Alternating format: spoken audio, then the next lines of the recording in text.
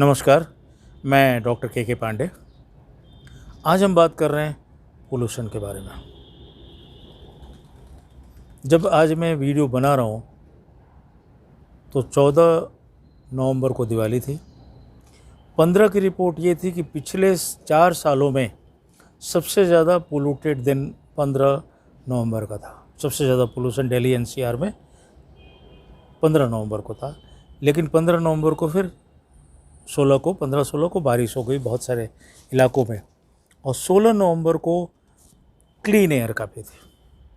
और ये था कि पिछले 5 सालों में इतनी क्लीन एयर पोस्ट दिवाली कभी भी नहीं थी। उसकी रिपोर्ट मैं आपको दिखा रहा हूँ, स्क्रीनशॉट उसका। CPCB का, सेंट्रल पोल्यूशन कंट्रोल बोर्ड की जो आनंद विहार की रिपोर्ट है उसको मैं दिखा रहा हूँ। और उसमें एक चीज़ पे आप ध्यान दीजिएगा, CO पे।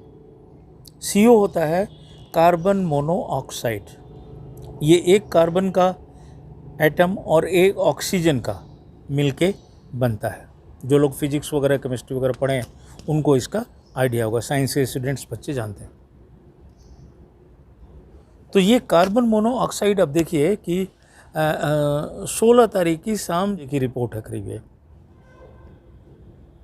आनंद विहार सेंटर की, और इसमें सेटिस्फैक्ट्री बताया गया काफ़ी कुछ। अब देखिए रिपोर्ट आपके सामने है, लेकिन CO कितना हाई है आप देख लें उसको।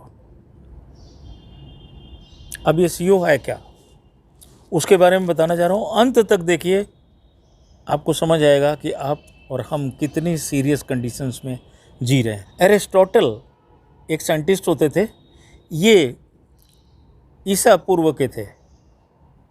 382 to 322 BC, जैसे 2020 चल रहा है, तो 2000 से पहले, मतलब 2300-2400 साल पहले की बात है।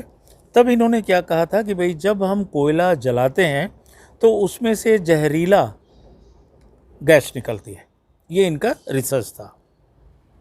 दूसरी चीज़, पुराने ज़माने में अगर किसी को, उस ज़माने में मेरा मतलब है कि 2000 सालों से पहले, 2300-2400 साल पहले, अगर किसी को मारना होता था बंद कमरे में, बाथरूम में, जिसमें कोयले की भट्टी सी जल रही हो, उसमें उस आदमी को बंद कर दिया जाता था और वो उस आदमी की मौत हो जाती थी। ये किसी को मारने का तरीका होता था। अब आइए, ईस्वी 100-150 के आसपास गैलेन एक साइंटिस्ट हुए, ग्रीक फिजिशियन हुए, जिन्होंने ये कहा कि भाई जब कोयला जलाते हैं तो हवा का कंपोजिशन, हवा का जो मिश्रण है, हवा में कोई चीज़ होती है जिसकी वजह से वो नुकसान पहुंचाता है। 150 साल के बाद सीधे हम आते हैं 1776 में, जिन लोगों ने ये कहा कि भाई ये, इस गैस का नाम कार्बन मोनोऑक्साइड है। और क्लॉडे बर्नार्ड एक साइंटिस्ट हुए 1846 में, जिन्होंने ये रिसर्च किया और ये पाया कि कार्बन मोनोऑक्साइड के जलने की वजह से कुत्तों पे हार्मफुल इफेक्ट्स होते हैं, उनको नुकसान होता है, वो मर सकते हैं। और ये 1846 में क्लियर हो गया कि किस गैस की वजह से आदमी मतलब जो है जान जा सकती है या किस तरह का नुकसान हो सकता है। 1846। अब आइए फिर इसका यूज़ कैसे। इसी गैस का इस्तेमाल हुआ नाजी कैंप्स में।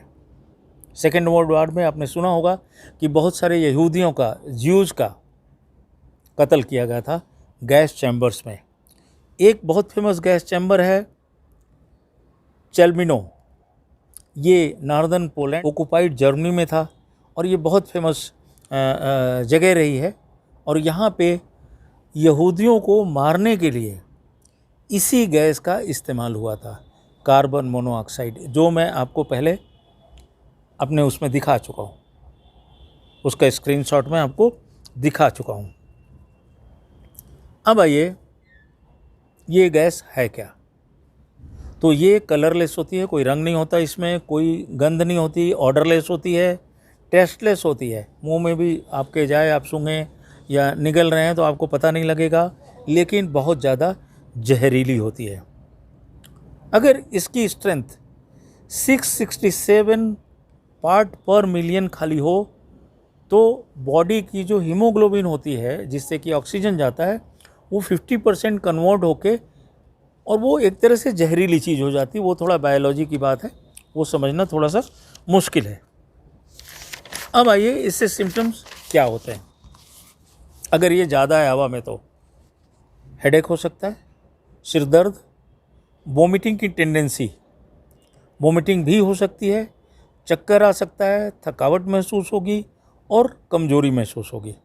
बच्चों में बच्चे चिड़चिड़े हो जाएंगे अगर आपका घर ऐसी जगह पे जहाँ पे ये चीज़ ज़्यादा है, और बच्चे कम खाएंगे, उनको भूख नहीं लगेगी, इरिटेबल रहेंगे, खाना नहीं पसंद करेंगे।